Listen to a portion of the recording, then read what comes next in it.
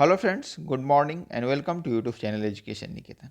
आज के हम इस वीडियो में 50 एमसीक्यू जो कि बिहार करंट अफेयर्स जिसमें शामिल है बिहार इकोनॉमी सर्वे 21-22 जो कि 25 फरवरी को पेश किया गया था, बिहार बजट जो कि 28 फरवरी को पेश किया गया था, इंडियन फॉरेस्ट स्टेटस रिपोर्ट 2021 और जो बिहार से संबंधित अदर फैक्ट्स हैं उन सबको मिलाकर 50 एमसीक्यू हमने तैयार किया है आपके लिए। तो चलिए शुरुआत करते हैं। वीडियो थोड़ा लंबा होगा लेकिन सरस्वती बीपीएससी के लिए बेहद महत्वपूर्ण होगा, तो आप वीडियो को अंत तक देखें। चलिए, हमारा पहला प्रश्न है, बिहार में पहली बार ग्रीन बजट किस वर्ष प्रस्तुत किया गया था? 2008-9, 9-10, 13-14, वर्ष 20-21। तो ग्रीन बजट सबसे पहले वर्ष 2020-21 में प्रस्तुत किया गया था। आप वित्त विभाग की वेबसाइट से जाकर ग्रीन बजट को डाउनलोड कर लें और उसमें किस जो मद है यानी जल जीवन हरियाली हो गया और फिर रिन्यूएबल एनर्जी से संबंधित चीज़ें हैं, तो उसके लिए एलोकेशन क्या क्या है, योजनाएं कौन कौन सी चल रही हैं, ये सारी चीज़ें ग्रीन बजट में आपको प्रोवाइड कराई गई हैं। तो आप इसका ओरिजिनल डॉक्यूमेंट को एक बार जरूर पढ़ लें। चलिए अगले प्रश्न को चलते हैं। बिहार में पहली बार जेंडर बजट किस वर्ष प्रस्तुत किया गया था? वर्ष 2006-07। आप कमेंट सेक्शन में बताइएगा कि भारत में पहली बार केंद्र स्तर पर जेंडर बजट कब प्रस्तुत किया गया था। प्रश्न में आपसे बिहार का पूछा गया है, तो इस प्रश्न का सही उत्तर है ऑप्शन नंबर बी, वर्ष 2008-09 में पहली बार बिहार में जेंडर बजट प्रस्तुत किया गया था। तो सबसे पहले आप जान लेंगे कि जेंडर बजट क्या है।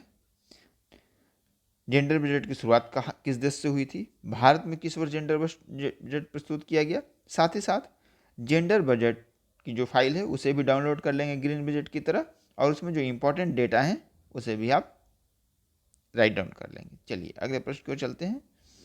बिहार में बाल कल्याण योजनाओं के लिए पहली बार अलग से बजट किस वर्ष प्रस्तुत किया गया? देखो हमने क्या किया है ना कि एक तरह के क्वेश्चंस को एक जगह समराइज किया है। वर्ष 2013-14 में, वर्ष 2017-18, 15-16 या 9-10। इस प्रश्न का सही उत्तर है ऑप्शन नंबर ए, यानी कि वर्ष 2013-14 में बाल कल्याण योजनाओं के लेकर पहली बार अलग से बजट प्रस्तुत किया गया था। अगला प्रश्न है, बिहार आर्थिक समीक्षा 2021-22 के अनुसार शुद्ध बुआई क्षेत्र कितना प्रतिशत है?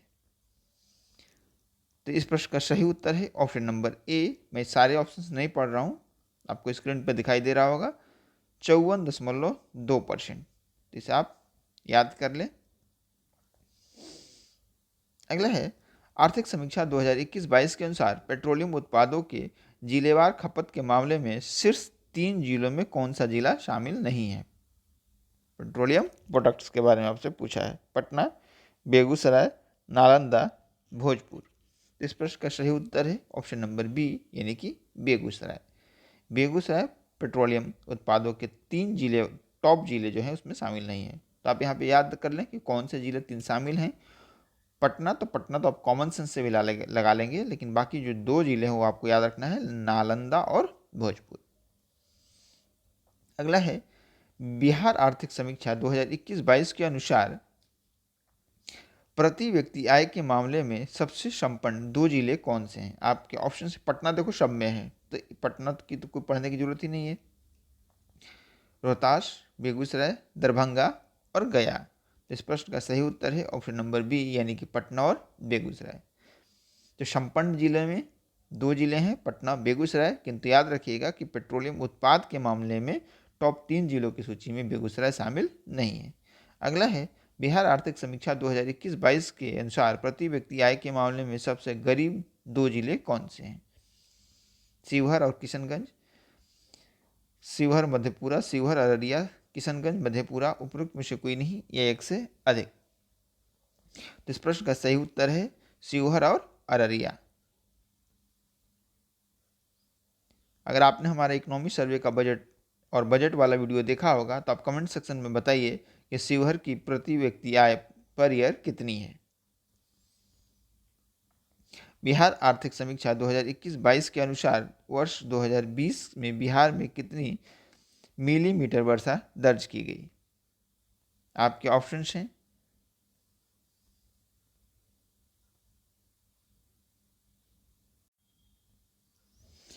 1385 मिलीमीटर, 1220 मिलीमीटर, 1490 मिलीमीटर 1368 मिलीमीटर। तो इस प्रश्न का सही उत्तर है ऑप्शन नंबर ए यानी कि 1385 millimetre.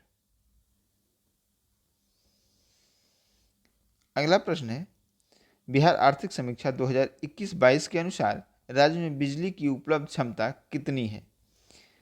2422 megawatt, 4567 megawatt, 6789 megawatt, 7865 megawatt या उपयुक्त में से कोई नहीं या एक से अधिक। तो इस प्रश्न का सही उत्तर है ऑप्शन नंबर ए यानी कि 6422 मेगावाट उपलब्ध क्षमता है आर्थिक समीक्षा 2021-22 के अनुसार। बिहार में स्थापित 13 लघु जल विद्युत परियोजनाओं की कुल क्षमता कितनी है?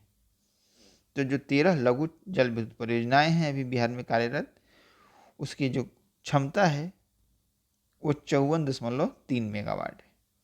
अगला है, इस प्रश्न को आप VVI लगा लीजिएगा, वेरी वेरी इंपॉर्टेंट, क्योंकि इस तरीके के प्रश्न BPSC पहले ही पूछ चुकी है। बिहार आर्थिक समीक्षा 2021-22 के अनुसार प्रति व्यक्ति बिजली की खपत कितनी है? तो इस प्रश्न का सही उत्तर है ऑप्शन नंबर बी यानी कि 350 किलोवाट पर आवर बिजली की खपत है प्रति व्यक्ति। बिहार आर्थिक समीक्षा 21-22 के अनुसार निर्भरता अनुपात का प्रतिशत कितना है? 46.4%, 56.7%, 68.3%, 62%, उपयुक्त में से कोई नहीं या एक से अधिक। तो इस प्रश्न का सही उत्तर है ऑप्शन नंबर डी। बिहार आर्थिक समीक्षा 2021-22 के अनुसार चीनी उत्पादन कितना लाख क्विंटल हुआ? ये लाख क्विंटल में आपको यूनिट है 66.33, 46.22, 460.20, 345.4। तो इस प्रश्न का सही उत्तर है ऑप्शन नंबर बी यानी कि 46.22 लाख क्विंटल। अगला जो प्रश्न है, हाल ही में बिहान मोबाइल ऐप बिहार सरकार के किस विभाग द्वारा शुरू किया गया है? तो ये भी इकोनॉमिक सर्वे में फैक्ट बताया गया है और ये कृषि विभाग के द्वारा इसकी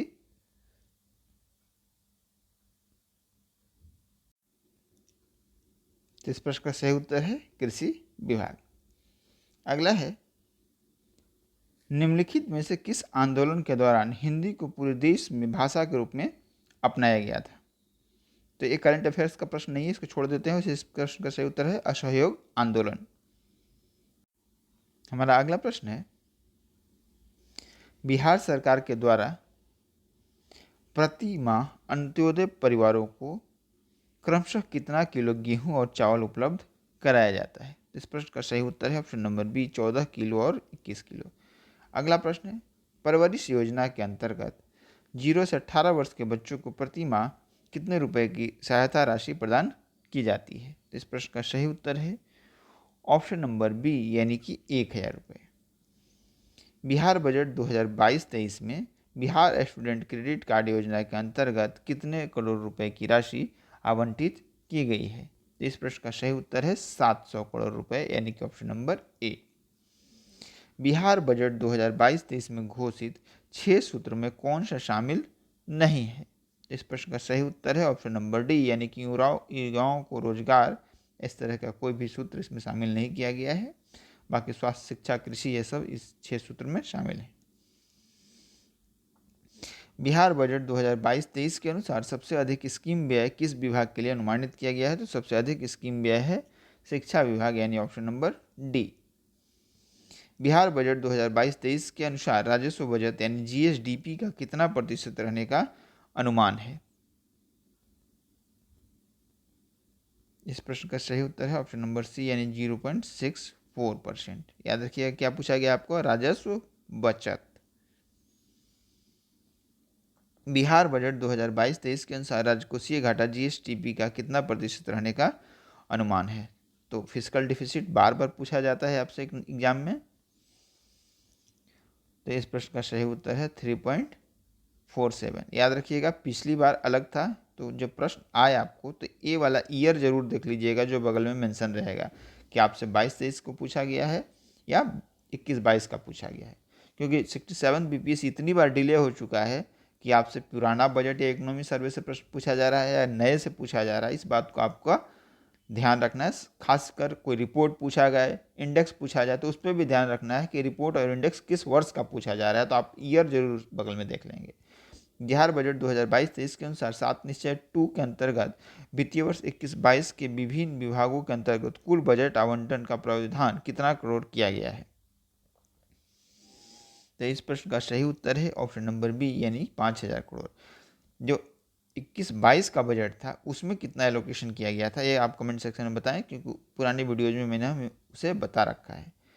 अगला है बिहार बजट 22-23 का कुल व्यय बजट अनुमान 21-22 के तुलना में कितना अधिक है। तो इस प्रश्न का सही उत्तर ही मैं आपको सीधा बता दे रहा हूँ, 19,388.49 करोड़, यानी ऑप्शन नंबर ए, आप इसे याद कर लें।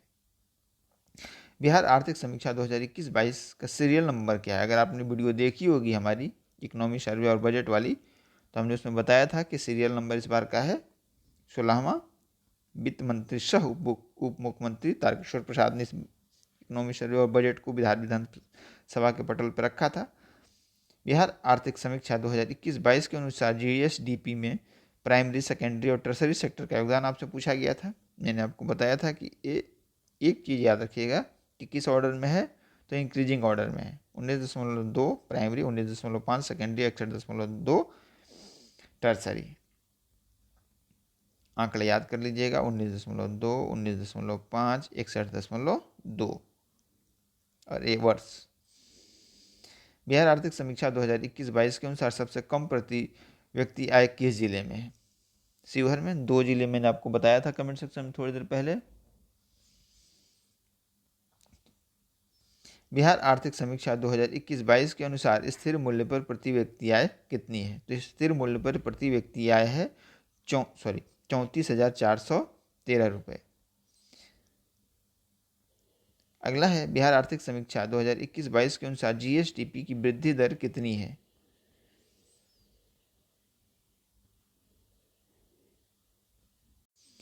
तो इस फैक्ट को मैंने कवर किया था उस वीडियो में कि बिहार की जो वृद्धि दर रही है वो कम रही है, 2.5% रही है। लेकिन आप जब राष्ट्रीय वृद्धि दर देखेंगे जो कि निगेटिव में है 7.7 से भी ऊपर, तो उस हिसाब से बिहार की वृद्धि दर अच्छी है।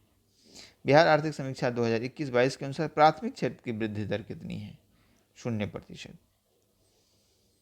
उसमें योगदान पूछा गया था प्राथमिक सेक्टर का, न कि वृद्धि दर पूछी गई थी जो हमने पिछला प्रश्न किया था। बिहार आर्थिक समीक्षा 21-22 के अनुसार प्राथमिक क्षेत्र का जीएसडीपी में योगदान कितना है। अभी मैंने बताया प्राथमिक सेक्टर का योगदान कितना है, 19.2%। बिहार आर्थिक समीक्षा 21-22 के अनुसार वर्तमान मूल्य पे, वो स्थिर मूल्य पे पूछा गया था, करंट प्राइस पे प्रति व्यक्ति आय कितनी है, तो 50,555 रुपये। याद कर लीजिएगा, इसमें केवल 5 है।